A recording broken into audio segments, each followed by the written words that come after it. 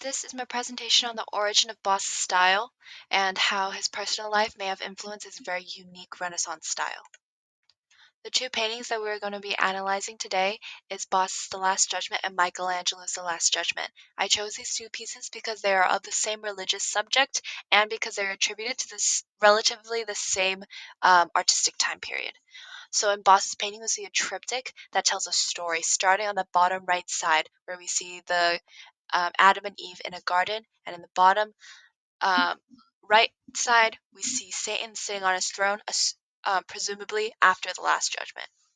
On the painting on the right in Michelangelo's Last Judgment, I would say we see a very traditional high Renaissance depiction or interpretation of this subject, with Mary and Jesus sitting in the center, surrounded by saints and angels, with people being ascended on the bottom left and people being damned to hell on the bottom right.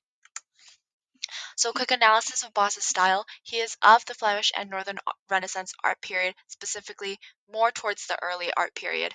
There seems to be a lack of shadows and natural lighting, attributing to the earliness of the art. You still see the medieval influence. The paintings are very chaotic, which is very characteristic of Boss's style, with what seems like 20 different messages, 20 different figures, and 20 different symbols layered on top of one piece of art. You see that in the Grim Reaper with the crucifix on top, with the variety of demons um, and other figures sprinkled throughout this one painting. The brushwork of Boss is said to be very eccentric compared to what is traditional of Flemish art, where brushwork is supposed to be very smooth and very intentional in order to hide the fact that it is made by a human. Tying in to the more simplistic nature of his paintings, where the lack of shadows and natural or very dramatic lighting, the forms are very solid and simple. Most of the shading is done in like a gradient form, and again tying in with how there's a bunch of symbolism in his paintings and the abstractness of his paintings. They are of religious themed. So going into a bit of his personal life, Bos was born in 1450 in Shertogenbosch, Brabant, which is a duchy in the Netherlands, and he died in 1516 in the same place.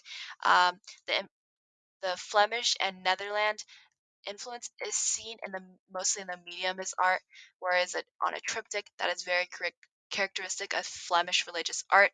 It is of oil on wood.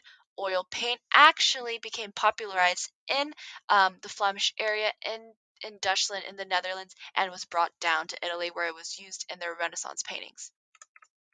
He was born into a family of painters, which is where it is thought that he learned how to paint from his uncle or his father. He has a very pessimistic and medieval attitude towards sin, towards humans, towards the chaos and the sin that was occurring and the evil that was occurring around him during this time period in Europe, and that stems from his very pious Christianity. And he was also part of the Brotherhood of Our Blessed Lady, which is a confraternity of very religious lay peoples, and that is where he is thought to have continued his religious works. So finally, can you determine which painting is a Boss? They're both of the same subject of Saint John the Baptist. If you guessed the left one, you are correct. The one on the left is Boss's St. John the Baptist in the Wilderness. You can see his characteristic figures. You see the very abstract structures in the back with the almost monstrous, evil, almost horrific painting plant in the front. And on the right, you see a very traditional depiction of the baptism of Christ with the two main figures, not much else in the background. Um, and yeah, they were painted relatively around the same time, but you can see that the main difference that separated Boss's art was the abstract nature of his paintings. The sources, and again, you see in these paintings, simply the difference in time period cannot fully explain for the drastic difference in their art and their interpretations of this subject. You see that Boss has just had a lot of opinions, especially, and rather than focusing on the heaven aspect, such as Michelangelo and the figures and the humans, Hieronymus Boss really focuses on the demons and the hellscape aspect of the Last Judgment, focusing on the sin, the seven deadly sins seen in the demons, the fantastical imagination of demons in the bottom. He really focuses on the negative and the human error aspect rather than the saving and the heavenly aspect that Michelangelo focuses on in his interpretation of the painting.